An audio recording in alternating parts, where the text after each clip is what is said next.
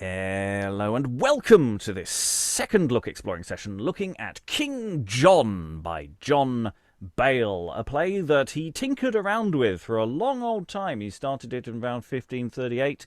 He kept tinkering with it during the early years of Elizabeth's reign until he eventually got the point that nobody cared. It was a bit awkward. He spent his life working on Protestant propaganda, and finally a Protestant prince comes to the throne, and they go, "Can we not talk so much about religion like this? It's really awkward. People get upset. So can we just ixnay on the thing?" Yeah. So this is very much from an evangelical position, evangelical Protestant position. So it's not an ecumenical matter. This is defiantly anti-Catholic in its framing. It is making King John into a Protestant hero.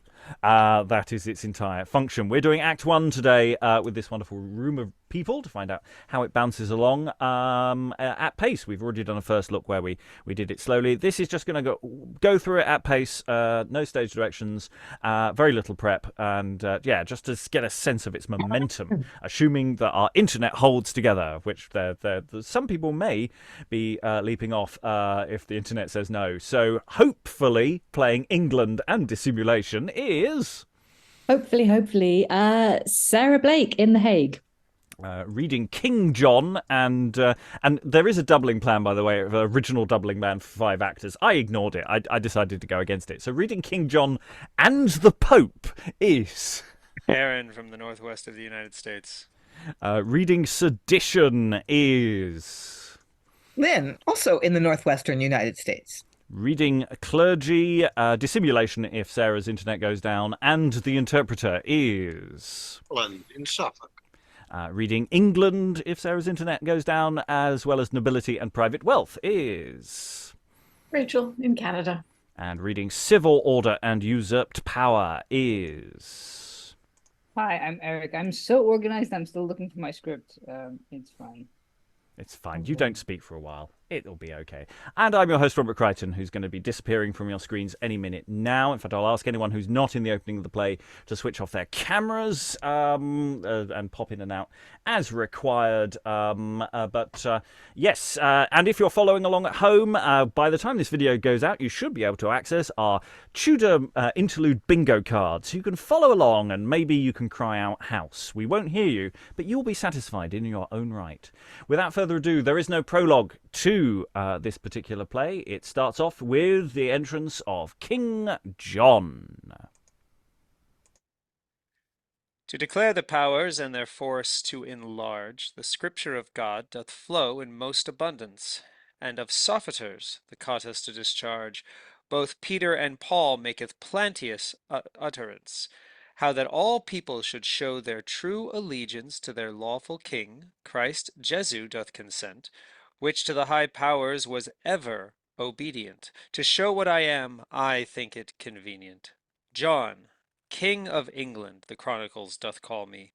My grandfather was an emperor excellent, my father a king by succession lineal, a king my brother, like as to him did fall, Richard Coeur de Lion they called him in France, which had over enemies most fortunable chance. By the will of God and his high ordinance in Ireland and Wales, in Anjou and Normandy, in England also I have had the governance. I have worn the crown and wrought victoriously, and now do purpose, by practice and by study, to reform the laws and set men in good order, that true justice may be had in every border. Then I trust your grace will weigh a poor widow's cause, ungodly used, as ye shall know in short clause. Yea, that I will swear, if it be true and just. Like as it beareth truth, so let it be discussed. Then, gentle widow, tell me what the matter is. Alas! Your clergy hath done very sore amiss in misusing me against all right and justice, and, for my more grief thereto, they other entice. Whom do they entice for to do thee injury? such as hath entered by false hypocrisy, much worse fruits having than hath the thorns unpleasant. For they are the trees that God did never plant, and, as Christ doth say, blind leaders of the blind. Tell me whom thou meanest, to satisfy my mind. Such lubbers as hath disguised heads in their hoods, which in idleness do live by other men's goods, monks, canons, and nuns, in diverse colour and shape, both white, black, and pied. God send their increase ill hap. Let me know thy name, or I go further with thee. England, sir. England is my name. Ye may trust in me. I marvel right sore how thou comest changed thus. To you two alone. I will tell tales, by Jesus, and say that I see you fall here to bitchery. Avoid, lewd person, for thy words are ungodly. Pray you not say, sir. Pray you be not angry. By my faith and truth, I came here to be merry. Thou canst with thy mirth in no wise discontent me, so that thou powder it with wisdom and honesty. I am no spicer, by the mass, ye may believe me. I speak of no spice, but of civil honesty. Ye spake of powder, by Holy Trinity. Not as thou takest it, of a gross capacity, but as St. Paul meaneth unto the Colossians plain. So season your speech, that it be without disdain. Now, England, to thee, go thou forth with thy tale, and show the cause why thou lookest so wan and pale. I told you before, the fault was in the clergy, that I, a widow, appear to you so barely. Ye are a willywat, and wander here full warily. Why in the clergy? Do me to understand.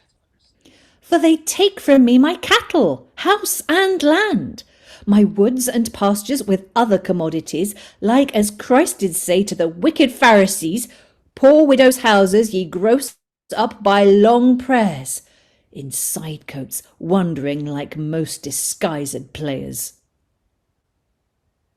They are well at ease that hath such soothsayers. They are thy children, thou oughtest to say them good.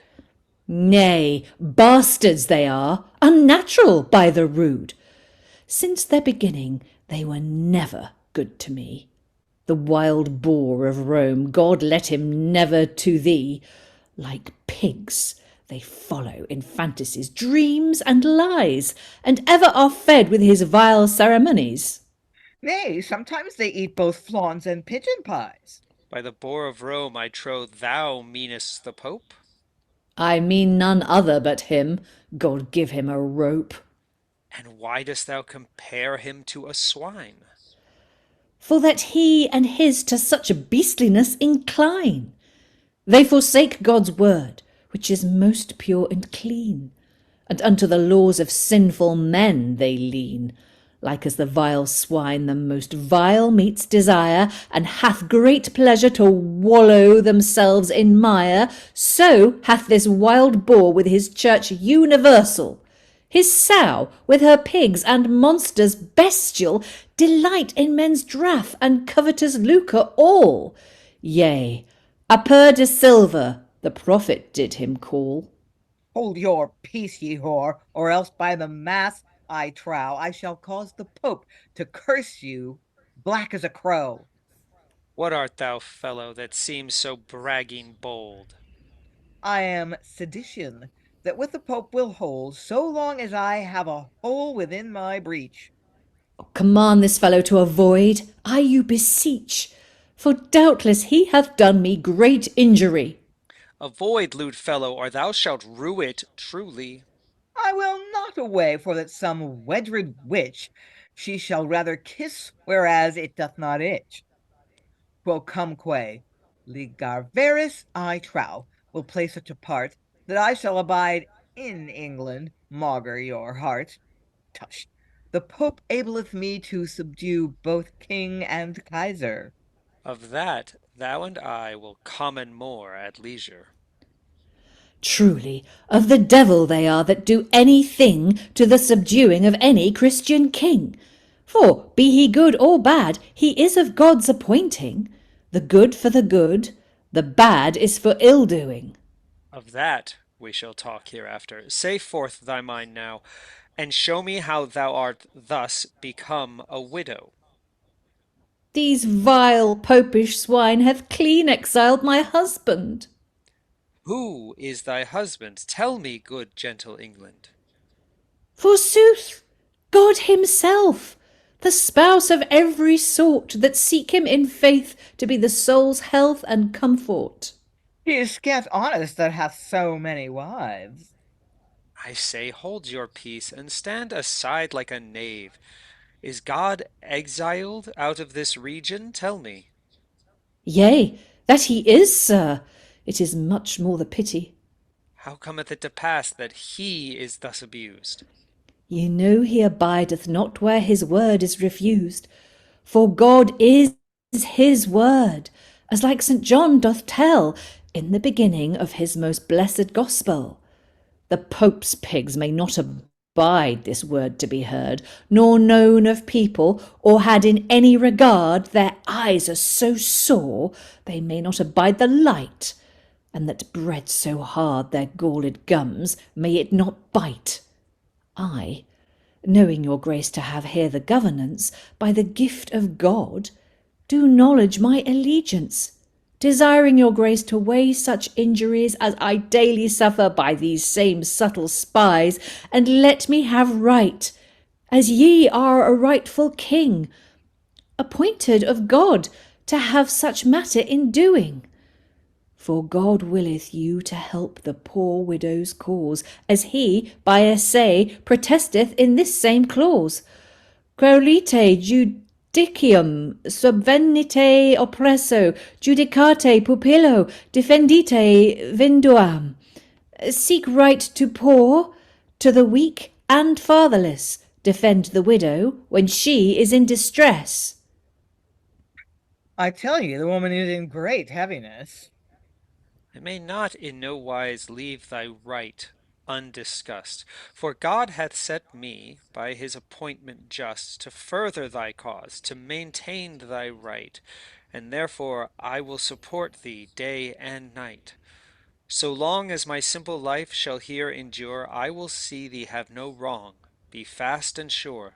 I will first of all call my nobility, dukes, earls, and lords, each one in their degree. Next them the clergy, or fathers spiritual, archbishops, bishops, abbots, and priors all. Then the great judges and lawyers, every one, so opening to them thy cause and pitiful moan, by the means whereof I shall their minds understand. If they help thee not, myself will take it in hand, and set such a way as shall be to thy comfort. Then, for an answer, I will shortly again resort. Do, England, hardly, and thou shalt have remedy. God reward your grace, I beseech him heartily, and send you long days to govern this realm in peace. Gramercy, England, and send thee plenteous increase. Of babbling matters I trow it is time to cease. Why dost thou call them babbling matters? Tell me. For they are not worth the shaking of a pear tree when the pears are gone. They are but dibble-dabble. I marvel ye can abide such bibble-babble. Thou seemest to be a man of simple discretion. Alas, that ye are not a priest to your confession. Why for confession? Let me know thy fantasy. Because that ye are a man so full of mercy, namely to women that weep with a heavy heart when they in the church hath let but a little fart. I perceive well now thou speakest all this in mockage, because I take part with England's rightful heritage. Say thou what thou wilt, her matters shall not perish. It is joy of him that women can so cherish. God hath me ordained in this same princely estate, for that I should help such as be desolate.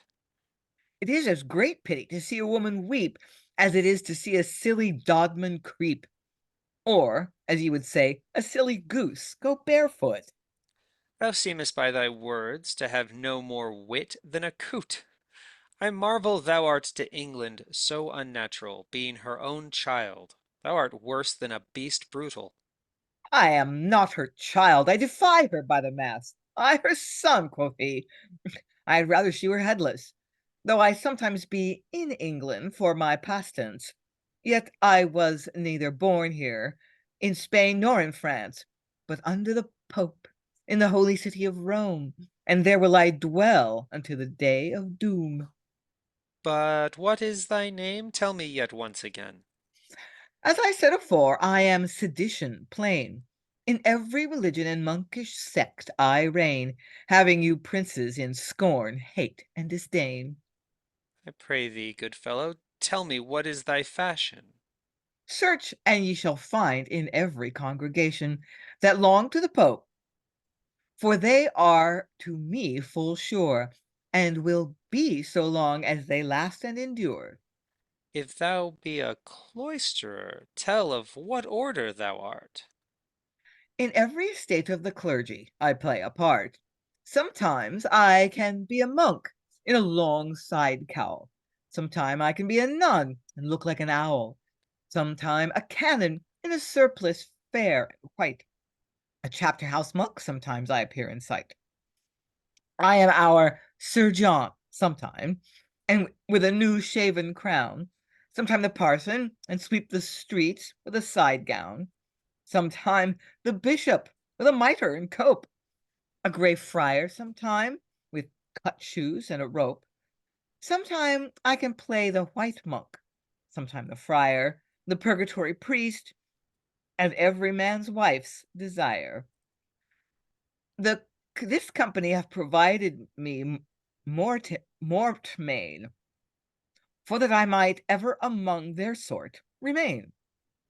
Yet to go farther, sometime I am a cardinal, yet yea, sometimes a pope, and them all I lord over, and them I am lord over all, both in heaven and earth, and also in purgatory, and do wear 3 crowns when I am in my glory. But what dost thou here in England? Tell me shortly. I hold up the Pope, as in other places many, for his ambassador I am continually. In Sicily, in Naples, in Venice, in Italy, in Pole, Spruce, Bern, in Denmark and Lombardy, in Aragon, in Spain, in France, in Germany, in England and Scotland, and other regions else.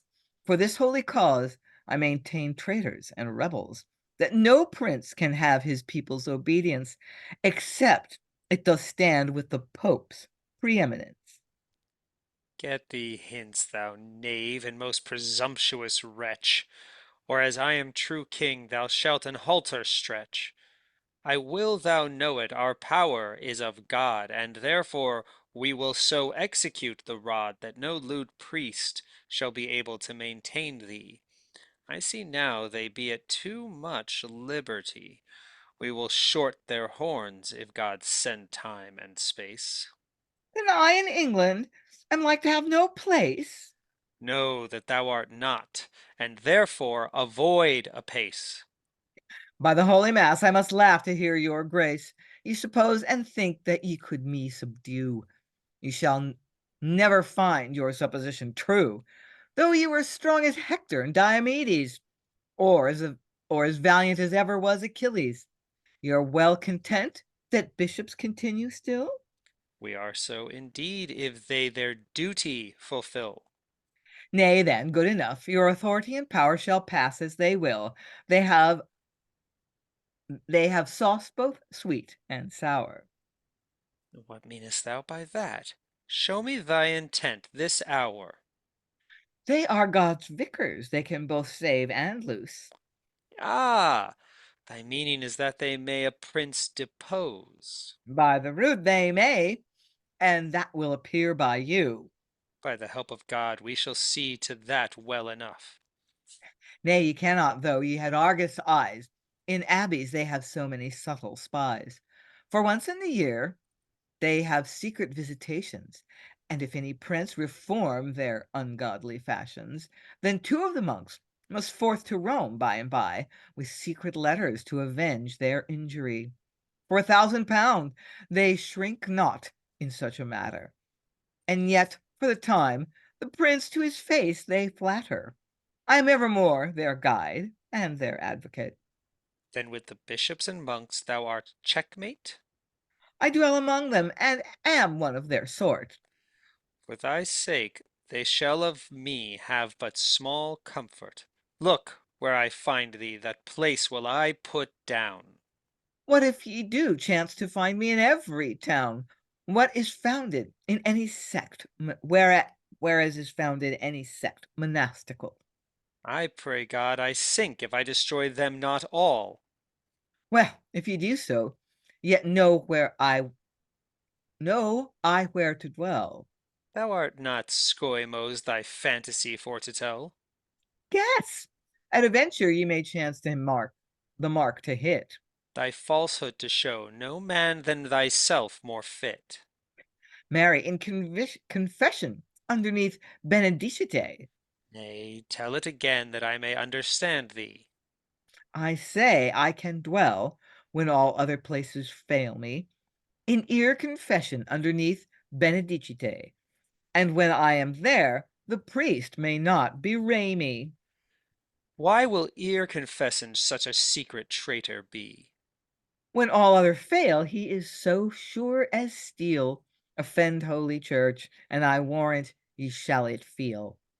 For by confession the Holy Father knoweth throughout all Christendom what to his holiness groweth. Oh, where is nobility that he might know this falsehood? Nay, he is become a maintainer of our Godhead. I know that he will do holy church no wrong, for I am his ghostly father and teacher among.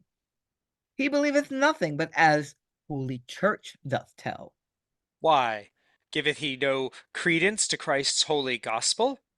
No, by the mass, but he calleth them heretics that preach the gospel, and seditious schismatics. He'll attach them, vex them from prison to prison. He indicteth them, judge them, and in conclusion, he burn them. We rue to hear this of our nobility. But in this behalf, what sayest of the spirituality? Of this I am sure to them to be no stranger, and especially when their honor is in danger. We trust our lawyers have no such wicked minds. Yes, they many times are my most secret friends. With faithful preachers they can play legerdemain, and with false colors procure them to be slain. I perceive this world is full of iniquity. As God would have it, here cometh nobility. Doth he so indeed? By our Lord, then I will hence. Thou saidst thou wouldst dwell where he keepeth residence. Yea, but first of all I must change mine apparel unto a bishop, to maintain with my quarrel. To a monk or a priest or some holy friar I should never else accomplish my desire. Why art thou going? Nay, brother, thou shalt not hence. I would not be seen as I am for 40 pence. When I am religious, I will return again. Thou shalt tarry here, or I must put thee to pain. I have a great mind to be a lecherous man. A vengeance take it. I would say a religious man. I will go and come so fast as ever I can. Tush, dally not with me. I say thou shalt abide. Ween you to hold me that shall not slip aside. Make no more prating, for I say thou shalt abide. Stop not my passage. I must oversee at the next tide. I will ordain so, I trow, thou shalt not over. Tush, tush. I am sure of ready passage at Dover. Oh, the devil go with him. The unthrifty knave is gone. Trouble not yourself with no such dissolute person, for ye know full well very little honesty is got at their hands in every commonalty. This is but dalliance. Ye do not speak as ye think. By my troth I do, or else I would not. I should sink. Then must I marvel at you of all men living. Why marvel at me? Tell me your very meaning. For no man living is in more familiarity with that wicked wretch, if it be true that he told me. What wretch speak ye of? For Jesus' love intimate. Of that presumptuous wretch that was with me here of late, whom you willed not to vex myself withal. I know him not, I. By the way, my soul to shall. Make it not know him well anew. Believe me, if ye not, I assure you. Were ye never with Sedition? Since I was a child, both him and his condition I ever hated for his iniquity. A clear token that is of true nobility. But I pray to God we find it not otherwise. It was never well since the clergy wrought by practice and left the scripture for men's imaginations, dividing themselves in so many congregations of monks, canons, and friars of diverse colours and fashions. I do trust your grace will be as loving now as your predecessors have been to us before you. I will sure weigh my love with your behaviours. Like as ye deserve, so will I bear you favours. Clergy, mark it well, I have more to you to say than, as the saying is, the priest did speak a Sunday. Ye will do us no wrong, I hope, nor injury. No, I will do you right, in seeing you do your duty. We know the cautels of your subtle company.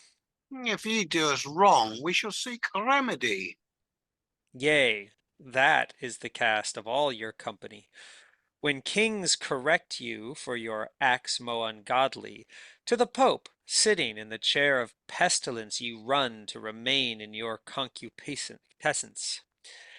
Thus set ye at naught all princely preeminence, subduing the order of due obedience.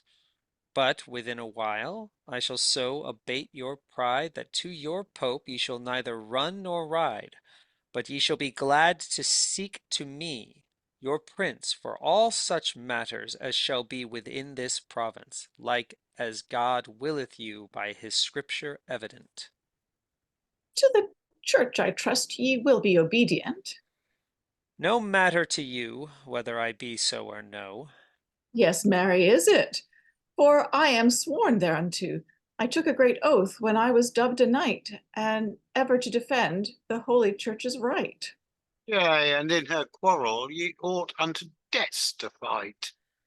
Like bats in the dark ye always take your flight, flitting in fancies, and ever abhor the light.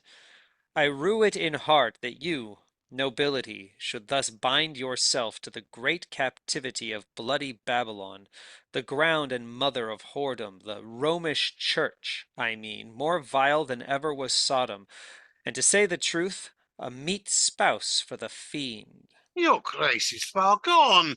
God send you better mind. Hold your peace. I say you are a little too fat. In a while, I hope, ye shall be leaner somewhat. We shall look to you, and to civil order also. Ye walk not so secret, but we know whereabout ye go.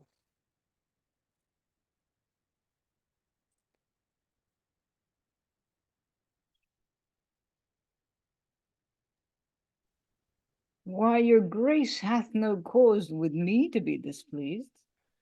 All things considered, we have small cause to be pleased. I beseech your grace to grant me a word or two. Speak on your pleasure and your whole mind also.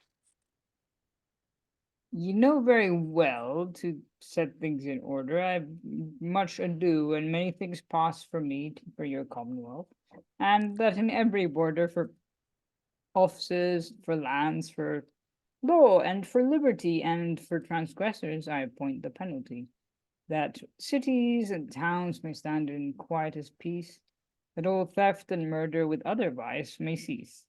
If I have chanced for want of circumspection to pass the limits of right and equity, I submit myself right unto your grace's correction, desiring pardon of your benignity. Benignity?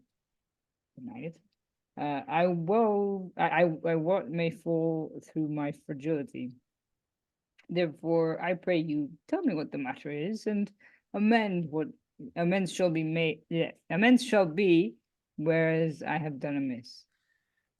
Against amendment no reasonable man can be. That sentence riseth out of an high clarity. Now that ye are here assembled all together, amongst other things ye shall first of all consider that my displeasure reboundeth unto you all. None of us is prejudicial. I shall prove it, yes. How have ye used England? But as it becometh us, so far as I understand. Yes, the poor woman complaineth here grievously, and not without a cause, for she hath great injury. I must see to it there is no remedy, for it is a charge given me from God Almighty. How say ye, clergy? Appeareth it not so to you? If it like it, your grace, we know that well enough. Then you, nobility, will affirm it, I am sure. Yea, that I will, sir, so long as my life endure. And you, civil order, I think, will grant the same. Undoubted, sir. Yea, or else it were to me great shame. Then for England's cause I will be somewhat plain. It is you, clergy, that hath her in disdain, with your Latin hours, sermons, and puppetly plays. In her more and more God's holy word decays, and them to maintain unreasonable is the spoil of her lands, her goods, and of her poor children's toil. Reckon first your tithes, your devotions, and your offerings, mortuaries, pardons, bequests, and other things, besides that ye catch for all hallowed bells and purgatory, for jewels, for relics, confession, and courts of bawdry, for legacies, trentals, with scalesly masses, whereby ye have made the people very asses. And over all this ye have brought in a rabble of Latin mummers and sects deceivable, even to devour her and eat her up at once. Would have no church, I ween, by these sacred bones. Yes, I would have a church, not of disguised shavelings, but of faithful hearts and charitable doings. For when Christ's church was in her highest glory, she knew neither these sects nor their hypocrisy. Yes, I will prove it by David substantially. Estit regina dextris tuis investutu deuarto circumdata variate. Queen, saith David, on thy right hand, Lord, I see, apparelled with gold and compassed with diversity. What is your meaning by that same scripture? Tell me.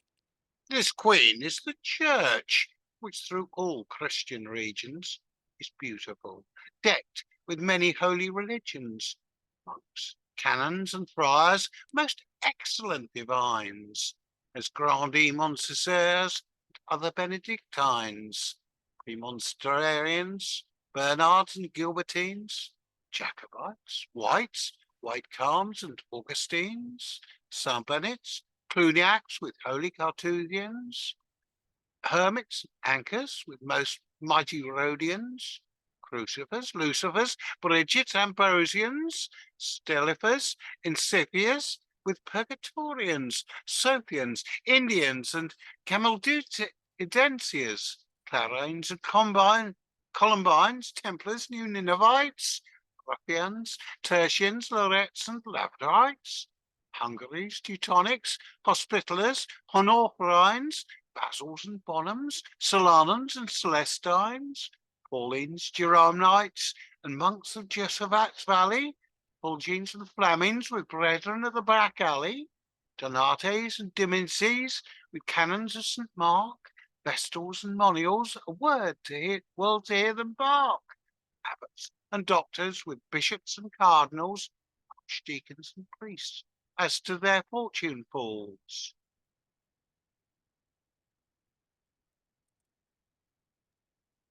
Methinketh your first text standeth nothing with your reason, for in David's time were no such sects of religion. David meaneth virtues by the same diversity, as In the said psalm it is evident to see, and not monkish sex, but it is ever your cast for your advancement, the scriptures for to wrast. For your advancement, the scriptures for to rest of our Holy Father. In this I take my ground, which hath authority the scriptures to expound. Nay, he presumeth the scriptures to confound. Neither thou nor the Pope shall do poor England wrong, I being governor and king her people among, while you, for lucre, set forth your popish laws yourselves to advance, ye would make us pick straws. Nay, hypocrites, nay, we will not be scorned so of a sort of knaves, we shall look you otherwise too. Sir, your spirits are moved, I perceive, by your language. I wonder that you, for such vain popish baggage, can suffer England to be impoverished and made a beggar. You are very ill advised. I marvel greatly that you say thus to me. For doubtless ye do not as becometh nobility. Ye spare neither lands nor goods, but all ye give to these cormorants. It would any good man grieve to see your madness, as I would God should save me. Sir, I suppose it good to build a perpetuity for me and my friends, to be prayed for evermore. Tush! It is madness all to despair in God so sore, and to think Christ's death be unsufficient. Sir, that I have done was of a good intent. The intent is naught which hath no sure ground. If ye continue, ye will Holy Church confound. Nay, no holy church, nor faithful congregation, but an heap of adders of Antichrist's generation.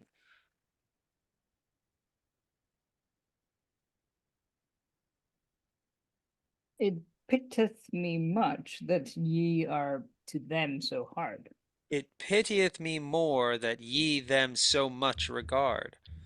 They destroy men's souls with damnable superstition, and decay all realms by maintenance of sedition. Ye would wonder to know what proof I have of this.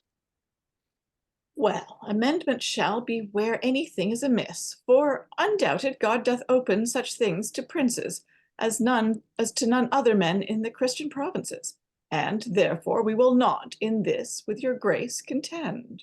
No, but with God's grace we shall our misdeeds amend. For all such forfeits as your princely majesty, for your own person or realm, can prove by me, I submit myself to you, both body and goods. We pity you now, considering your repentant moods and your gracious pardon, we grant you upon amendment. God preserve your grace and majesty excellent. Arise, clergy, arise, and ever be obedient, and as God commandeth you, take us for your governor. By the grace of God, the Pope shall be my ruler. What say ye, clergy? Who is your governor? I stumble. I said, my prince is my ruler. I pray to our Lord this obedience may endure. I will not break it. Ye may be fast and sure. Then come hither, all three. Ye shall know more of my mind. Our king to obey, the scripture doth us bind. Ye shall first be sworn to God and to the crown to be true and just in every city and town, and this to perform set hand and kiss the book. With the wife of Lot we will not backward look, but not nor turn from our oath, but ever obey your grace. Then will I give you your charges here in place, and accept you all to be of our high council. To be Be faithful, faithful then, then, ye must most straitly compel. compel. For the love of God, look to the state of England. Let none enemy hold her in miserable bond. See you defend her as it becometh nobility. See you instruct her according to your degree. Furnish her you with a civil honesty. Thus shall she flourish in honor and great plenty. With godly wisdom, your matters so convey that the commonalty the powers may obey, and ever beware of that false thief Sedition, which poisoneth all realms and bring them to perdition. Sir, for such wretches we will be so circumspect that neither their falsehood nor guile shall us infect. Aren't you, sir? No, and that shall well appear. We will so provide, if any of them come here to disturb the realm, they shall be full glad to flee. Well, your promise includeth no small difficulty. But I put the case that this false thief Sedition should come to you three and call himself religion. Might he not, under the pretense of holiness, cause you to consent to much ungodliness? He shall never be able to do it, verily. God grant ye be not deceived by hypocrisy. I say no more. In sheep's apparel some walk, and some religious that deceivably can talk. Beware of such hypocrites, as the kingdom of heaven from man do hide for advantage, for they deceive now and then. Well, I leave you here. Each man consider his duty. With God's leave, no fault shall be in this company. Come, civil order, ye shall go hence with me. At your commandment, I will gladly wait upon you. Methinks the king is a man of wonderful wit. Nay, say that he is of a vengeable, crafty wit. Then shall ye be sure the truth of the thing to hit. Heard ye not how he of the holy church did rail? His extreme threatenings shall him little avail. I will work such ways that he shall of his purpose fall. It is meet a prince to say somewhat for his pleasure. Yea, but it is too much to rail so without measure. Well, let every man speak as he hath a cause. Why do ye say so? 'Tis time for me, then, to pause. This I will say, sir, that he is so noble a prince, and this day reigneth in any Christian province. Harry, it appeareth well by that he won in France. Well, he lost not there so much by martial chance, but he gat much more in Scotland, Ireland, and Wales. Yea, God sped us well. Christmas songs are merry tales. He disdains such matter, as ye know, full evident. Are not both Ireland and Wales to him obedient? As he holdeth them both in peaceable possession, and because I will not from your tale make digression, for his land in France he giveth but little force, having to England all his love and remorse, and Anjou he gave to Arthur, his nevy, in charge. Our changes are such that an abbey turneth to a grange. We are so handles, we're scarce either horse or mule. He that doth hate me, the worse will tell my tale. It is your fashion such kings to discommend, as your abuses reform or reprehend. You priests are the cause that chronicles doth defame so many princes and men of notable name. For you take upon you to write them evermore, and therefore King John is like to rue it sore, when ye write his time for vexing of the clergy. I marvel ye take his part so earnestly. It becometh nobility his prince's fame to preserve. If we continue, we are like in a while starve. He demandeth of us the 10th part of our living. I think it is then necessary, for some necessary thing. Harry, to recover that he hath lost in France, as Normandy dukedom, and his land beyond Orleans. And think ye not that a matter necessary? No, sir, by my troth, he taking it of the clergy. Ye could be content that he should take it of us. Yea, so that he would spare the clergy, by sweet Jesus. This taking of us might soon grow to a custom, and then Holy Church might be so be brought to thraldom, which hath been ever from temporal princes free, as touching tribute or other captivity. He that defendeth you ought to have part of your goods. He hath the prayers of all them that hath hoods. Why, is that enough to help him in his war? The church he may not of liberty debar. Did not Christ himself pay tribute unto Caesar? If he paid tribute, so ought his holy vicar. To hear ye reason so indiscreetly, I wonder. You must consider that Christ that time was under, but his vicar now is above the princes all. Therefore beware ye do not to heresy fall. Ye should ought to believe as Holy Church doth teach you, and not to reason in such high matters now. I am unlearned, my wits are soon confounded. Then leave such matters to men more deeply grounded. But how will ye do for the oath that ye have take? The keys of the church can all such matters off shake. What call ye those keys? I pray you heartily tell me. Our Holy Father's power and his high authority. Well, I can no more say. Ye are too well learned for me. My business is such that here I must leave ye. I must hence also, so fast as ever may be, to sue unto Rome the church's liberty. Having once again, in spite of all my enemies, for they cannot drive me from all men's companies, and though it were so that all men would forsake me, yet doubt I it would but some good women would take me. I look for fellows that here should make some sport, marvellous so long ere the hither resort. By the mass, I ween the knaves are in the briars, or else they are fallen in some order of friars. Nay, shall I guess right? They are all gone into the stews. I hold ye my neck. Anon we shall hear news. Sancta Dominice. List, for God's passion, I trow, here cometh some hog herd calling for his pigs. Such a noise I never heard. Sancta Dominice, ora pro nobis.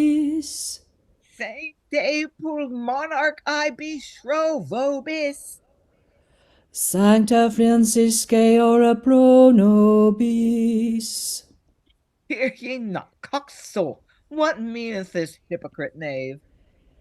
Pater Noster, I pray God bring him soon to his grave. Quies in Chels with a vengeable sanctiferter, or else Holy Church shall never thrive by St. Peter. Tell me, good fellow, makest thou this prayer for me?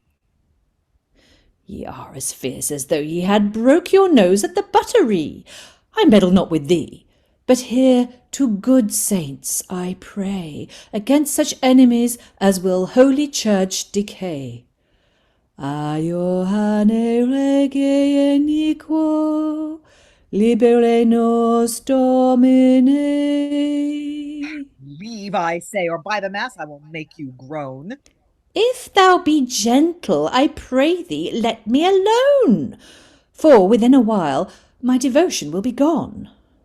And wherefore dost thou pray here so bitterly, mumbling thy paternoster and chanting thy litany? For that Holy Church might save her patrimony and have of King John a triumphant victory. And why of King John doth he vex you so sore? Both churches and abbeys he oppresseth more and more, and take of the clergy it is unreasonable to tell. Out with the Pope's bulls, then, and curse him down to hell. Tush, man, we have done so, but all will not help. He regardeth no more the Pope than he doth a whelp. Well, let him alone, for that I will give him a skelp. But what art thou called of thine own monkish nation? Keep it in council. Dame Davy Dissimulation. What? Dissimulation? Coxsole, mine own acquaintance. Par mi fait, mon ami, je suis tout ad votre plaisance. Oh, gramercy's good friend, with all my very heart. I trust we shall talk more freely, or we depart. Why, villain Whoreson, knowest thou not thy cousin, Sedition? I have ever loved both thee and thy condition. Thou must needs, I trow, for we come of two brethren. If thou remember our fathers were one of man's children, thou comest of falsehood, and I of privy treason. Then infidelity our grandfather is, by reason. Marry, true, that is true. And for his ginner Antichrist, the great Pope of Rome, or first vain popish priest. Now welcome, cousin. By the way that my soul shall too. Gramercy, cousin, by this holy Bishop Benno, thou keepest thy old wont, thou art still an abbey man. To hold all things up, I play my part now and then. What manner of office hast thou within the abbey? Of all religions, I keep the church door-key. Then of a likelihood thou art their general porter? Nay, of monks and canons I am the subtle sorter. While some talk with Bess, the residue keeps silence. Though we play the knaves, we must show a good pretence. Wheresoever some eat, a certain keep the Freitas. Wheresoever some sleep, some must needs keep the daughter. Did thou never know the manner of our Senis? I was never with them acquainted, by St. Denis. Then never knewest thou the knavery of our menace. If I should tell all, I could say more than that. Now of good fellowship, I beseech thee, show me what? The profitable lucre cometh ever in by me. But by what mean? Tell me, I heartily pray thee.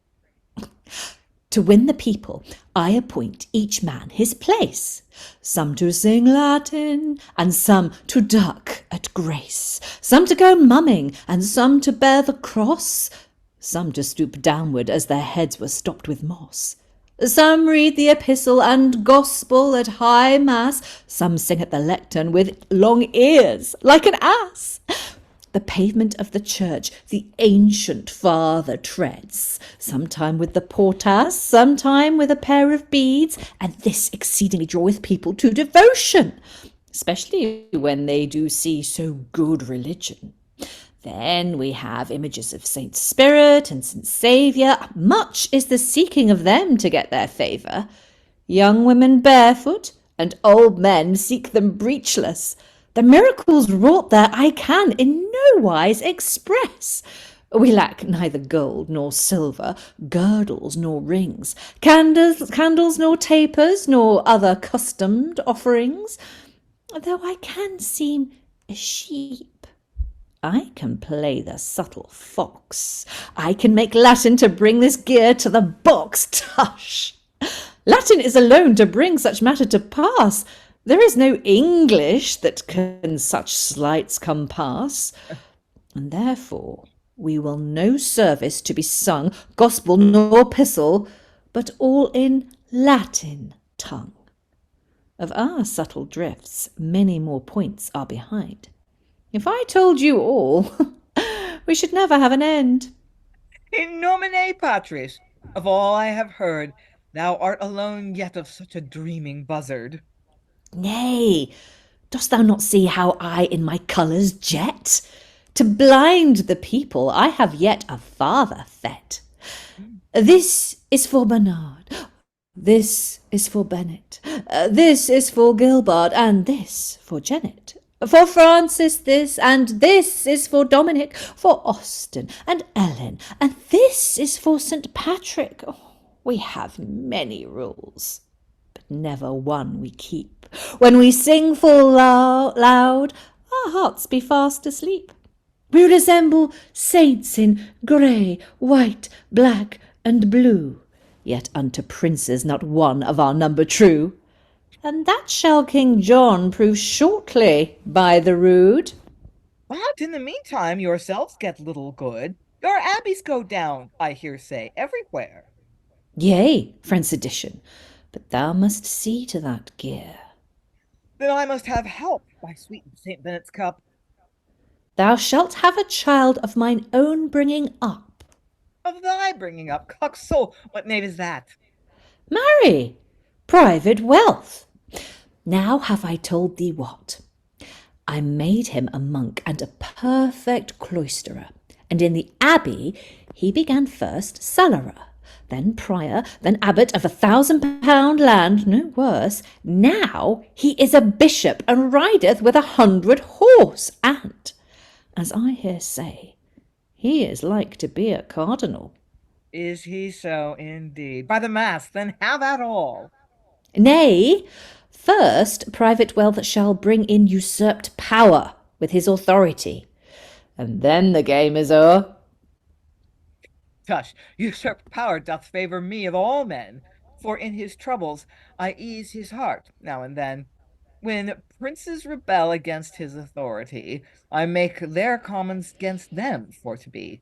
20,000 men are but a morning breakfast to be slain for him, he taking his repast. Thou hast, I perceive, a very subtle cast. I am for the Pope, as for the ship the mast. Then help, Sedition. I may still in England be. King John hath threatened that I shall oversee. Well, if thou wilt of me have remedy this o'er, go seek private wealth, and also usurped power. I can bring but one, by Mary, Jesus' mother. Bring thou in the one, and let me bring in the other. Super fiumina Babylonis suspendus organa nostra. Quomodo cantabimus canticum bonum in terra aliena. By the mass, methink they are singing of placebo. Peace! With my spectacles, Vadam and Videbo, cock's soul, it is they! At the last I have smelled them out. Thou mayest be a sow if thou hast so good a snout. Sir, mark well this gear, for now it beginneth to work. False dissimulation doth bring in private wealth, and usurped power, which is more fierce than a lurk, cometh in by him to decay all spiritual health. Then I, by them both, as clear experience telleth, we four by our crafts King John will so subdue, that for 300 years all England shall it rue. Of the clergy, friends, report like as ye see, that their private wealth cometh ever in by me. But by whom comest thou? By the mass, even by the devil, for the ground thou art of the Christian people's evil.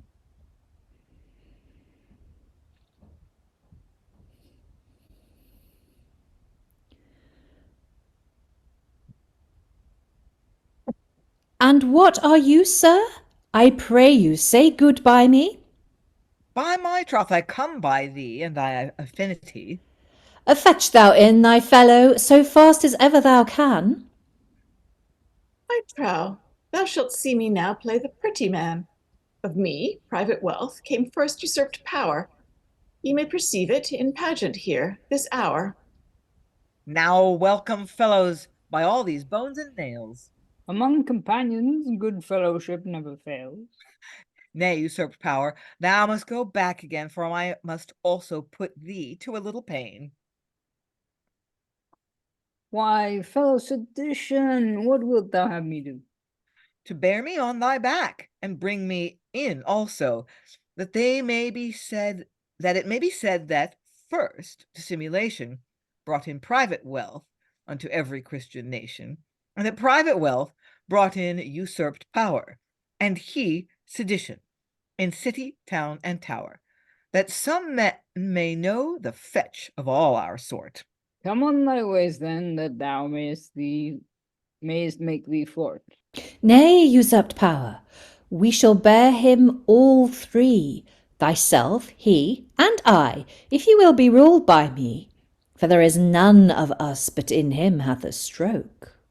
The horse a knave weigheth, and it were a crooked oak. Yea, thus it should be. Marry, now I am aloft. I will beshite you all if you set me down soft. In my opinion, by sweet Antony, here is now gathered a full honest company. Here is neither Austin, Ambrose, Jerome, nor Gregory, but here is a sort of companions much more merry.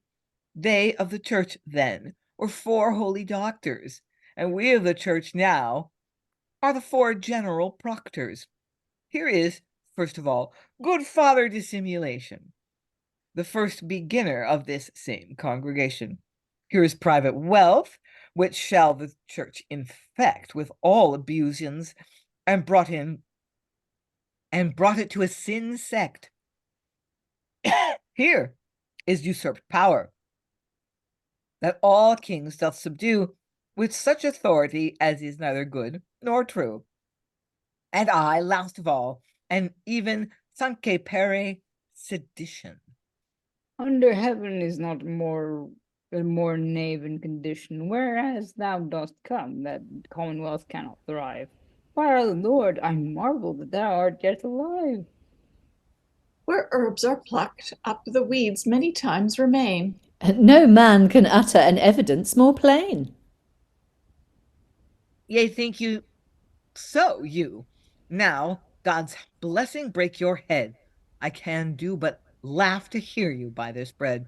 I am so merry that we are met by St. John. I feel not the ground that I do go upon. For the love of God hath let us have some merry song. Begin thyself then, we shall leap in among. I would ever dwell here to have such merry sport. Thou mayest have it, man, if thou wilt hither resort, where the Holy Father is good a fellow as we. The Holy Father? Why, pray thee, which is he?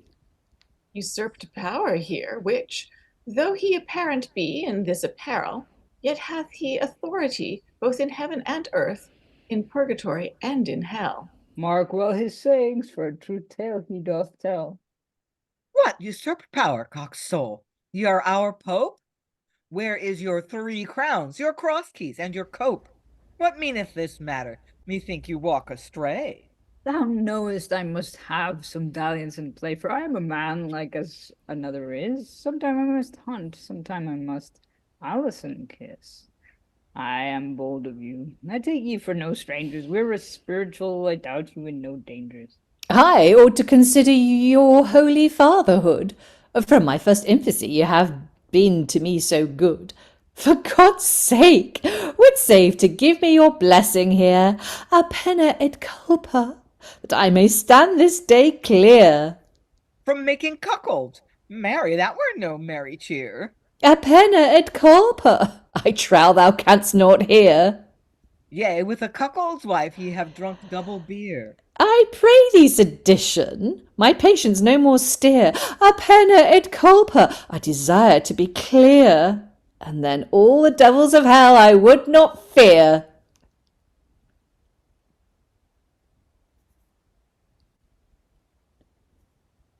But tell me one thing, dost thou not preach the gospel? No, I promise you, I defy it to the devil of hell. If I knew thou didst, thou shouldst have none absolution. If I do, abjure me, or put me to execution. I dare say he breaketh no popish constitution. Such men are worthy to have our contribution. I assoil thee here behind and also before. Now art thou as clear as that day thou wert born. Rise, Dissimulation, and stand up like a bold knight. Doubt not of my power, though my apparel be light. A man, by the mass, cannot know you from a knave. You look so like him, as I would God me save. Thou art very lewd, our father so to deprave, though he, for his pleasure, such light apparel have. It is now summer, and the heat is without measure, and among us he may go light at his own pleasure. For fellow Sedition, though thou dost mock and scoff, we have other matters than this to be umand of. Friend, Dissimulation, why dost thou not thy massage, and show out of England the cause of thy far passage? Tush, blemish not, whoreson, for I shall ever assist thee. The knave is white-livered by the Holy Trinity. Why so, private wealth? What is the matter? Tell me. Dissimulation is a messenger for the clergy. I must speak for him. There is no remedy. The clergy of England, which is your special friend, and of a long time hath borne you very good mind, filling your coffers with many 1,000 pound. If ye not set to hand, he is like to fall to the ground. I do promise you truly, his heart is in his hose. King John so useth him that he reckoneth all to lose. Tell Dissimulation, wert thou so ashamed to show thy message? Thou art much to be blamed. Let me see those writings. Tush, man, I pray thee come near. Your horrible holiness putteth me in wonderful fear. Tush, let me see them, I pray thee heartily. I perceive it well. Thou wilt lose no ceremony. Yet it is he no less with a false knave, verily. I would thou hadst kissed his arse, for that is holy. How dost thou prove me that his arse is holy now? For it hath an hole, even fit for the nose of you.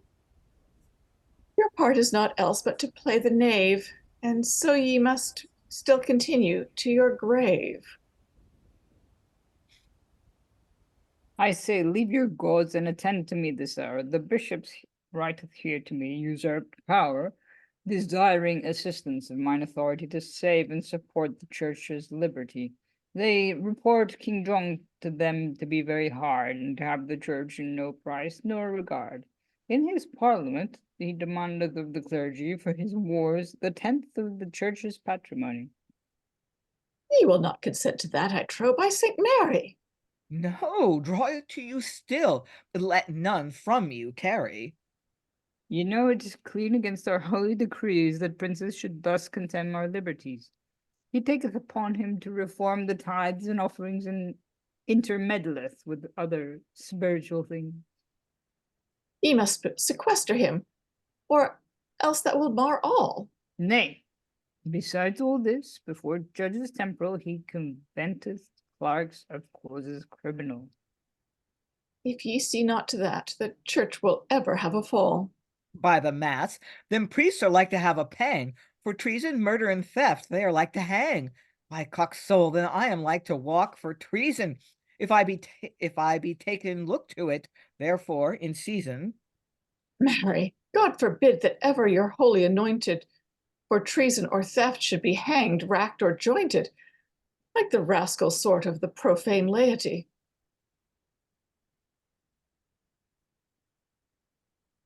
Nay, I shall otherwise look to it. You may trust me, before himself also the bishops he doth convent, to the derogation of their dignity excellent, and will suffer none to the court of Rome to appeal.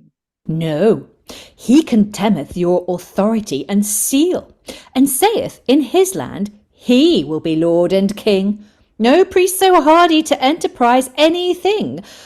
For the which of late with him were at variance 4 of the bishops, and in manner at defiance William of London, and Eustace, Bishop of Ely, Walter of Winchester, and Giles of Hertford. Truly, by your authority they have him excommunicate.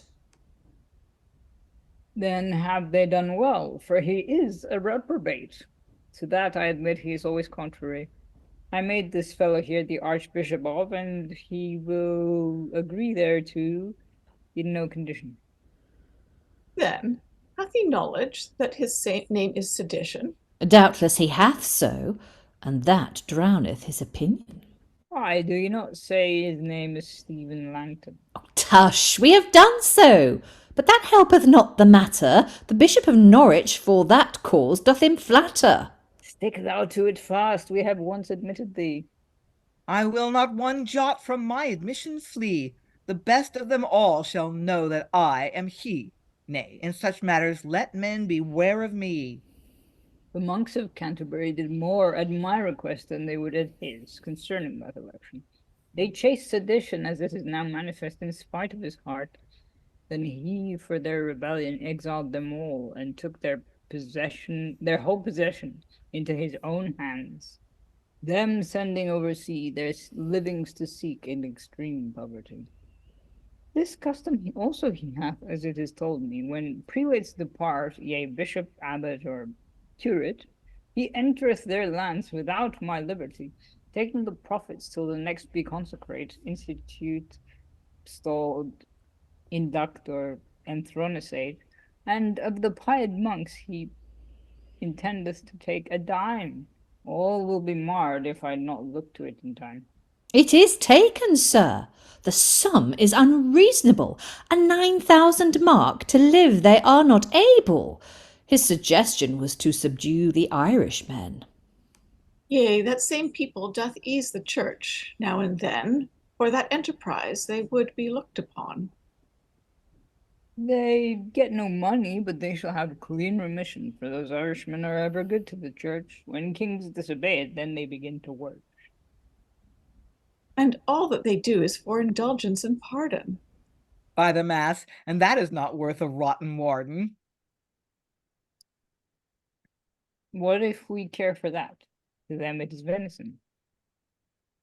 Then let them have it. By God's dear benison. Now how shall we do for this same wicked king? Suspend him and curse him, both with your word and writing. If that he will not help, then interdict his land with extreme cruelness. And if that will not stand, cause other princes to revenge the church's wrong.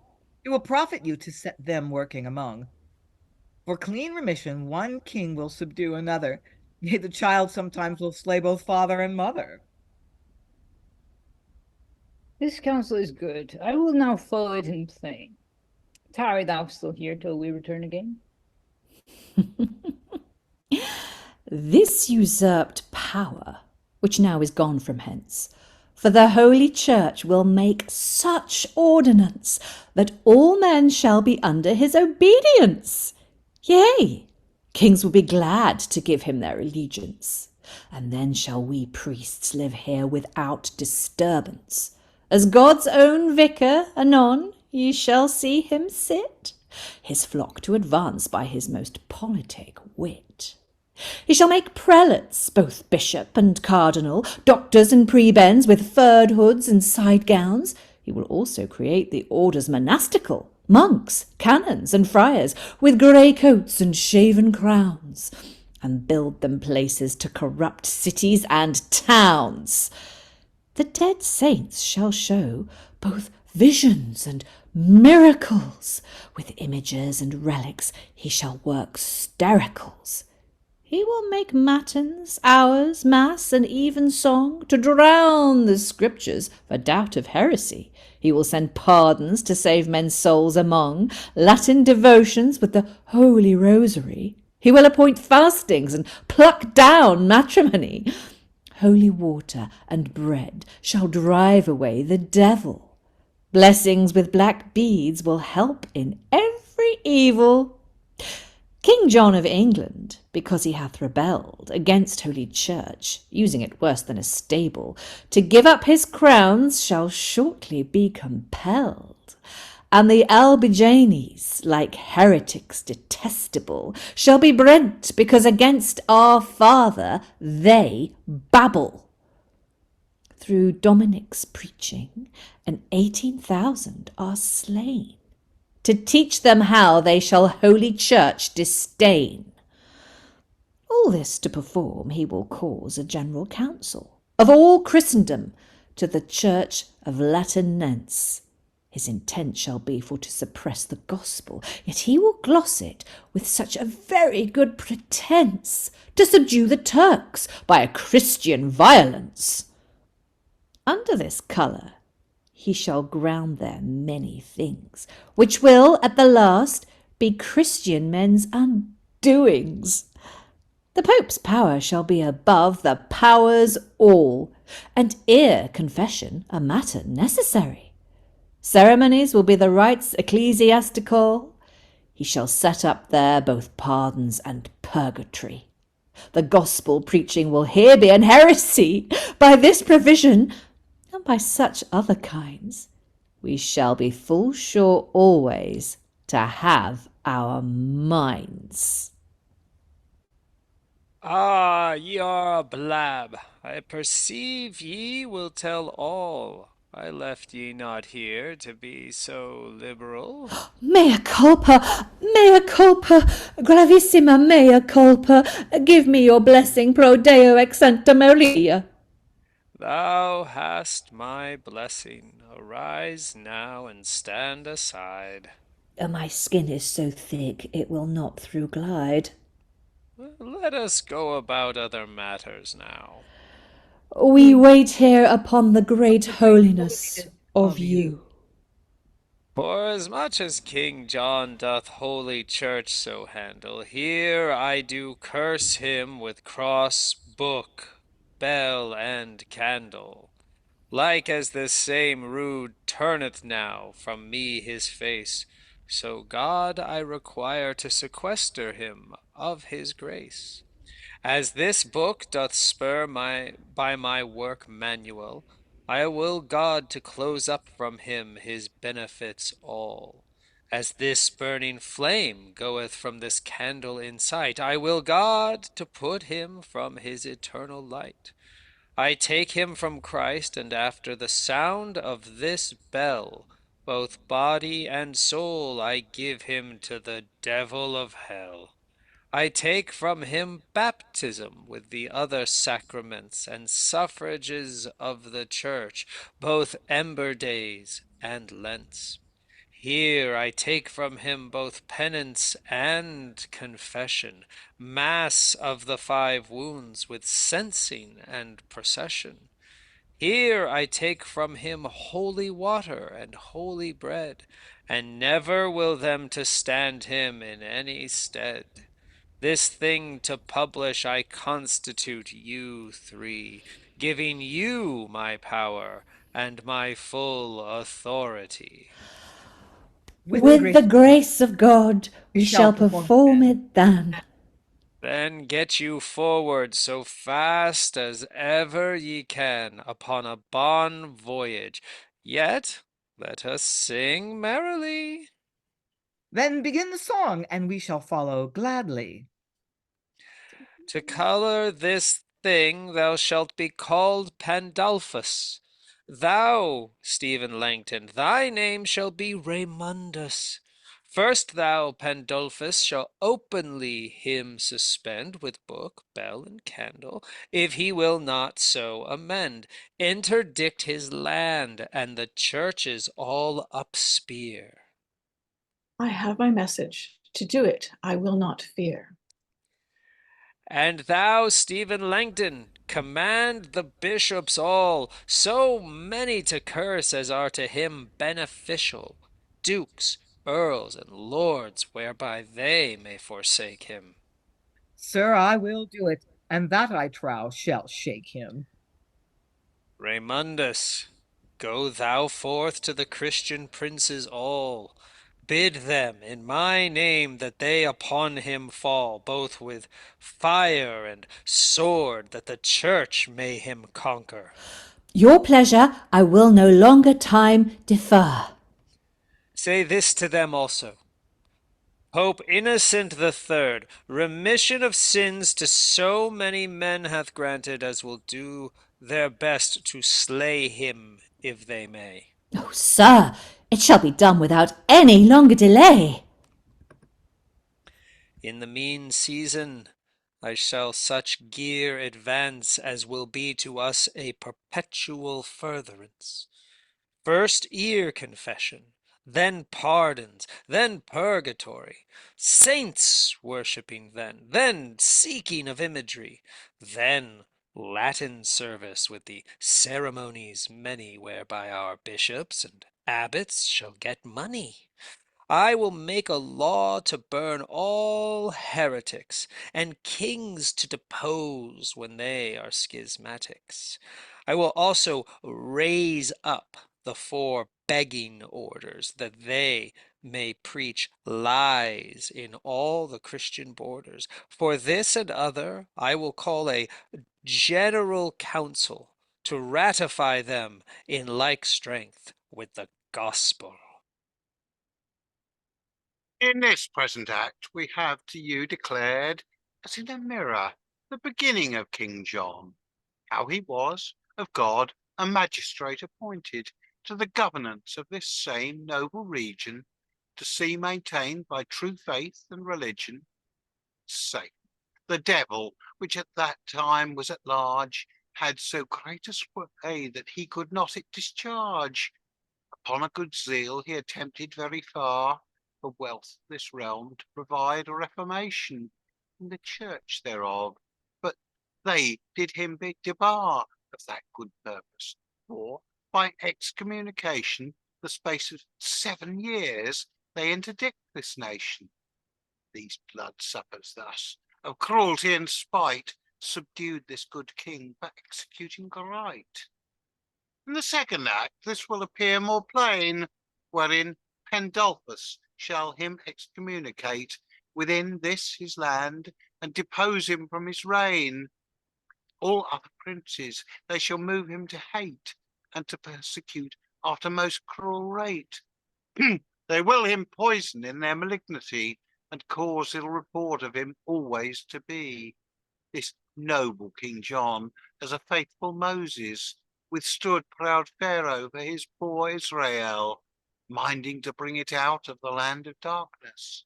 But the Egyptians did against him so rebel, that his poor people did still in the desert dwell, till that Duke Joshua, which was our late King Henry, clearly brought us into the land of milk and honey, as a strong David at the voice of verity.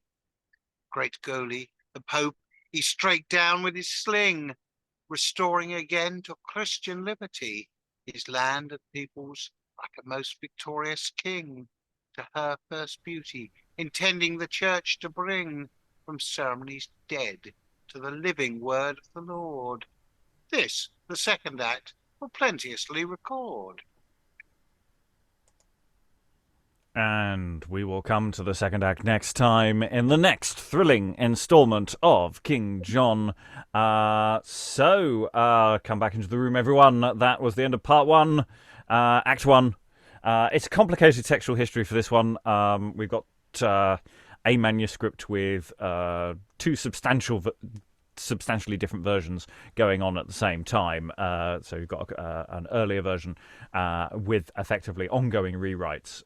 So the readers will have noticed occasional square brackets that effectively increases as we go into the second half of the text, because there's more stuff, and there's a sort of putative earlier version of this that might have existed. So there's a complicated inter-series of levels. So interdiction, folks. It's some bad stuff's going to go down. Our hero, the great King John. He's in for it now. Yeah, that's pretty funny. He only has a terrible reputation because, the powers of evil have spread terrible rumors about him. No, he wasn't like weak and indecisive and bloodthirsty and. No, and Magna Carta, of course, never happened because Never. Nobody ever mentions Magna Carta. It's just like nobody's interested in this thing. I think it's fair to say that modern history has much more greater respect for Magna Carta than anyone did in the early modern period. Yeah. So yeah, I mean it's a chunky old text. There's a lot going on, which is not a problem. It can be cut down. In fact, I know I have on LP a version of this play that sort of rattles through in only 50 minutes, and actually works surprisingly well. Actually, it's there's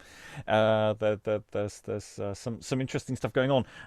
Occasional scatological moments. I always like the odd one of the bits and pieces. Thoughts on the room?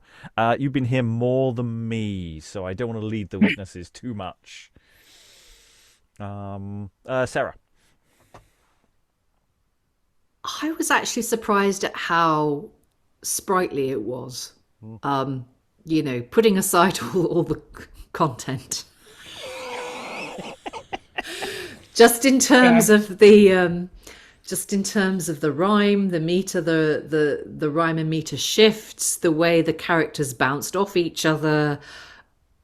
It was more sprightly and more fun to read than I was expecting it to be. I don't think I was here for the first look of this, so it was a bit of a unknown quantity to me, and I have heard things about Bale,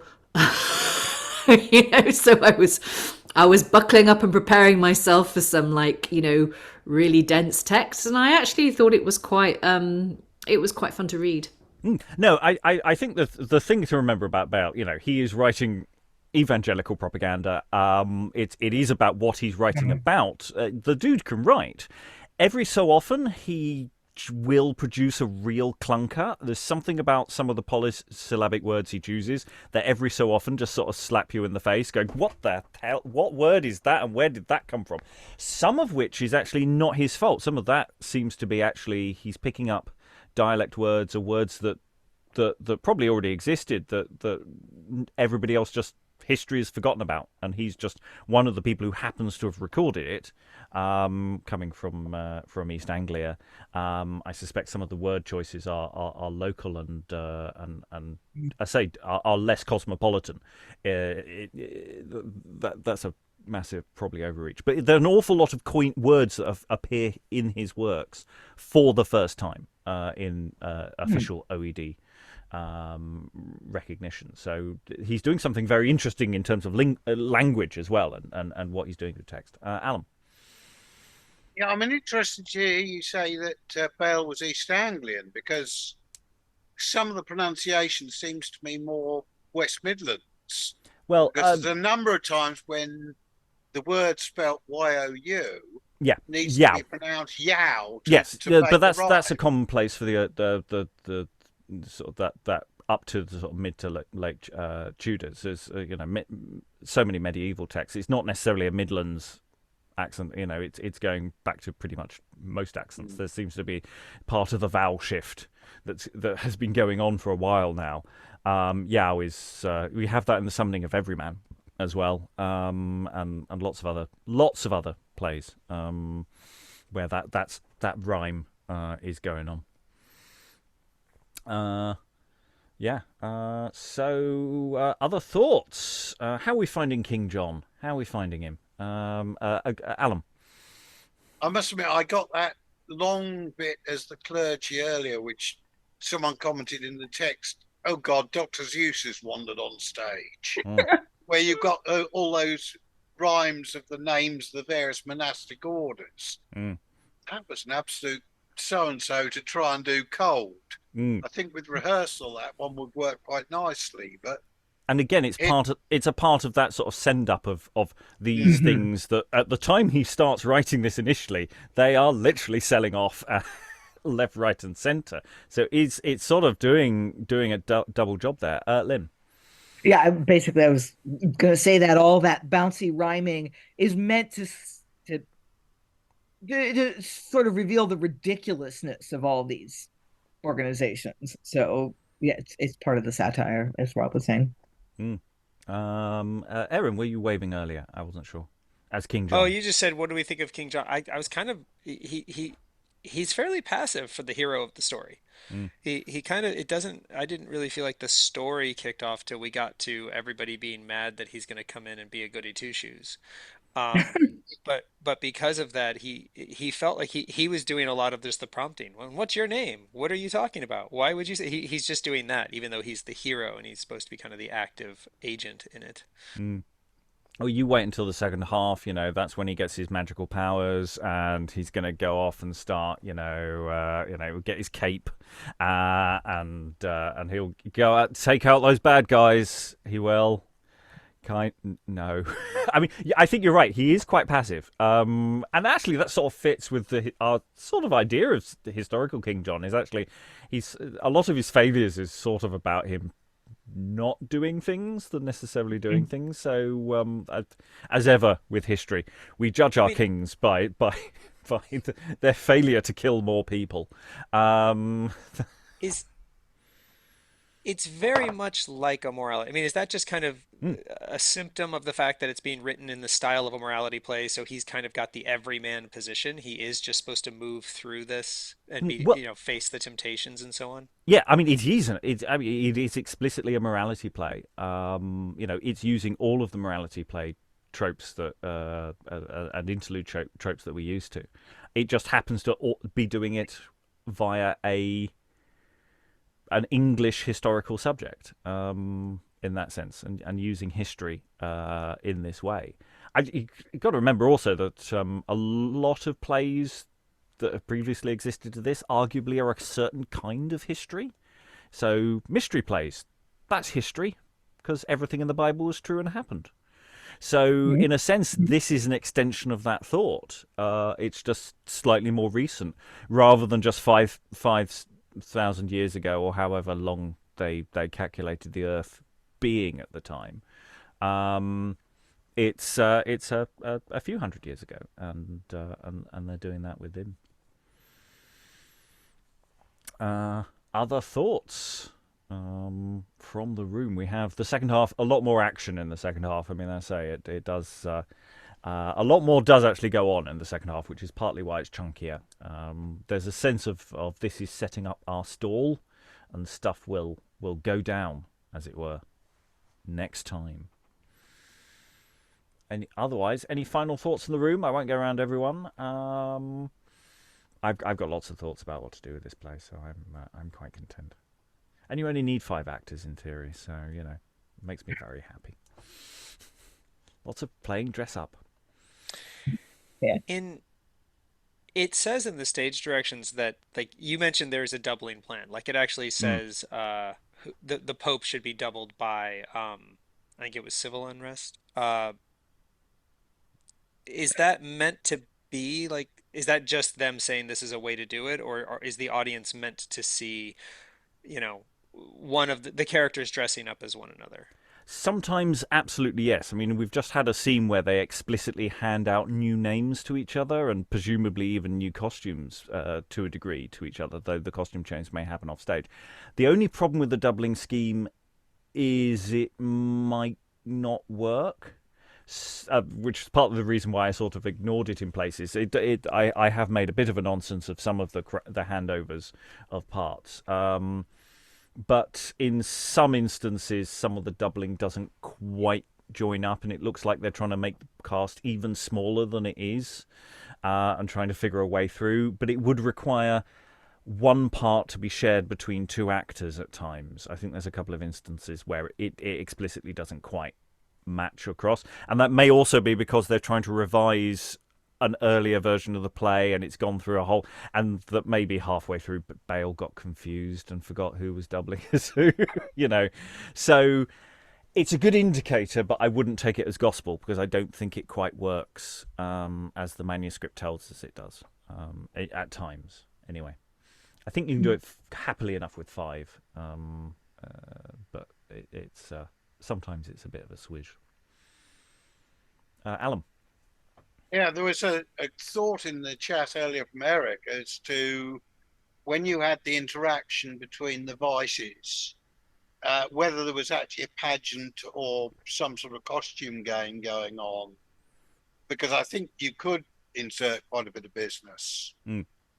I think with the vices, who are, as I say, effectively in disguise for a lengthy period of time anyway, that's always going to be part of the thing. I don't think there'll be an explicit pageant, but there's definitely potential for business there. Yeah, I think that's absolutely spot on.